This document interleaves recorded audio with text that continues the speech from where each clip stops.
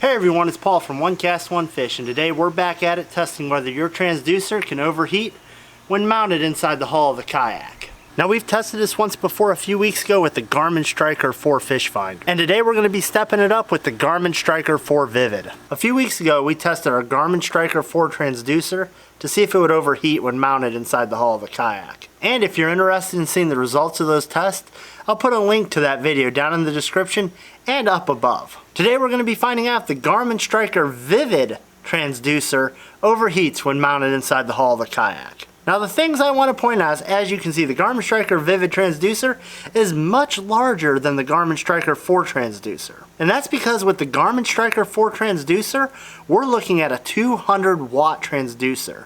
And with the Garmin Striker Vivid, we're looking at a transducer that's capable of 300 watts of power. And in addition to the extra 100 watts of power, the Garmin Striker Vivid is capable of clear view sonar. Now let's get everything hooked up and start our testing. For our testing, we're going to be powering our Garmin Striker 4 Vivid with the Naqua 10 amp hour Pro Power Kit battery.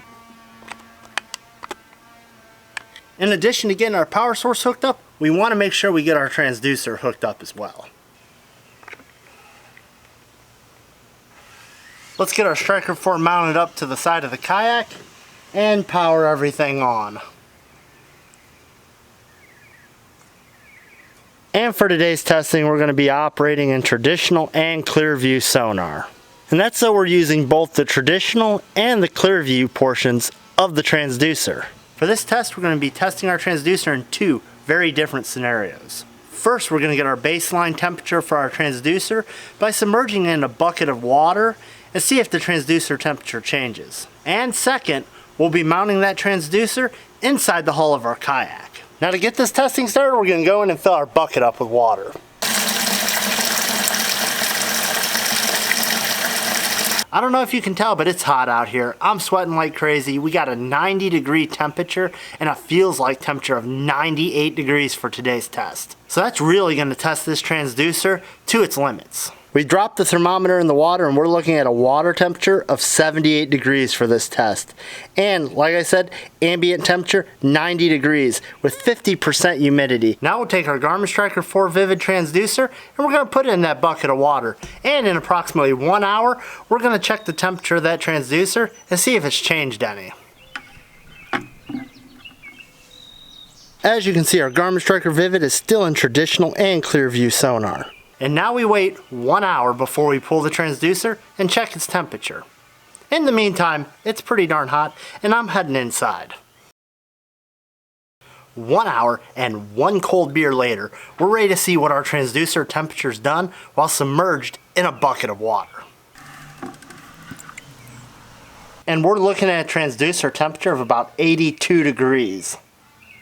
And our water temperature is still at 78 degrees. So it looks like the temperature of our transducer over the course of 1 hour raised a total of 4 degrees while submerged in a bucket of water, which was done to simulate conventional mounting options where the transducer stays submerged in the water. Now we start the fun stuff. On this 90-degree day, we're going to take that transducer and we're going to mount it right here inside the hull of our kayak. And again, in 1 hour, we're going to take a temperature reading and see if that temperature increased at all on that transducer. We're going to start out by getting an inside the hull temperature reading, which it looks like we're looking at about 96, 97 degrees is our maximum temperature inside the hull of the kayak. And we're still looking at an ambient temperature of 90 degrees out here for this test. We're going to get our transducer put right here inside the hull of this kayak, and in 1 hour we're going to get our first set of temperature readings.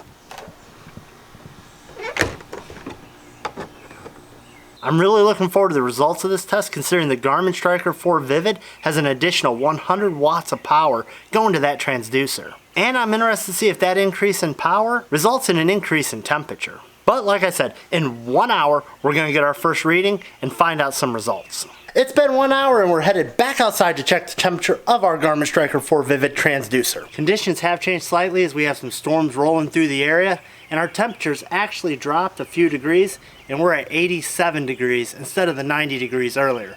Let's pull that transducer out and check our temperature. Before we start, let's check our inside hull temperature again, and it looks like our temperature still holding about 96 for our highest temperature inside the hull of the kayak. And time to look at that transducer temperature.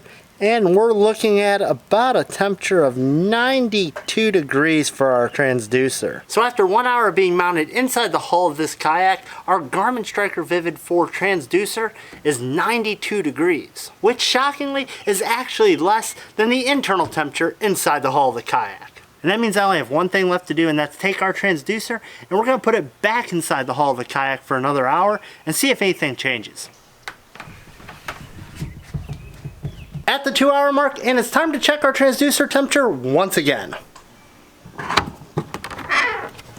So the ambient temperature's fallen a little bit more and we're at 84 degrees currently. And we're looking at an in-hull temperature of about 96 degrees. And after 2 hours of sitting inside the hull of that kayak, we're looking at a high temperature of about 97 degrees on our transducer. Which means our transducer and our inside hull temperature have equaled out. But in the name of science, we're going to put that transducer back inside the hull and we're going to check on it another hour for a total of 3 hours inside the hull of the kayak.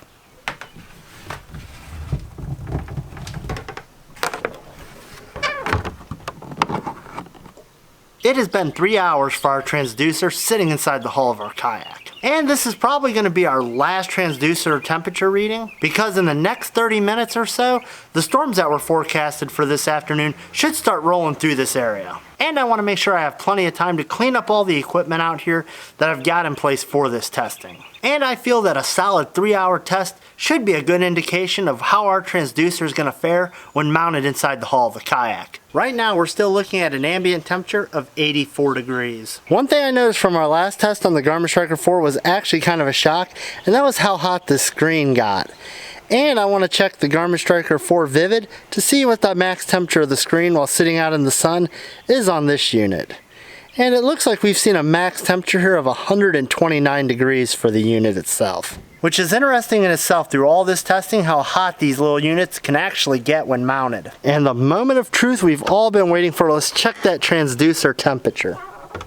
And our inside the hull temperature still hasn't changed very much. We're looking at about 97 degrees. Let's pull that transducer and see what we're looking at for a temperature after the 3 hour mark. And our final transducer temperature after 3 hours, 100 degrees.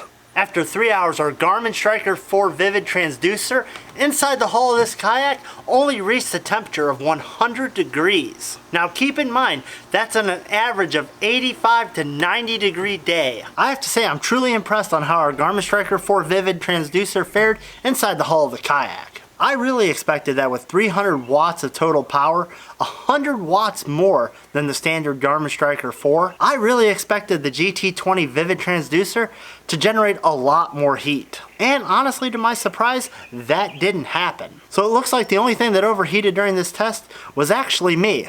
And once again, even with the Garmin Striker Vivid and 300 watts of power to the transducer, I feel it's safe to say that that transducer is going to be safe mounted inside the hull of your kayak. I hope you find this video fun and informative as I did making it. And as always, if you have any questions, feel free to ask down in the comments section below. And don't forget to hit that subscribe button if you haven't already, and we'll see you next time on the water.